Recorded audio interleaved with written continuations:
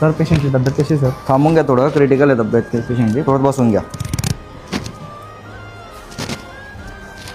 बाप्पा, आजपर्यंत तुला काही मागितलं नाही बाप्पा, पण या जगामध्ये सर्व काही तीच आहे माझं. आता तिला जर काही झालं तर मी नाही जगू शकत बाप्पा. प्लीज यार बाप्पा.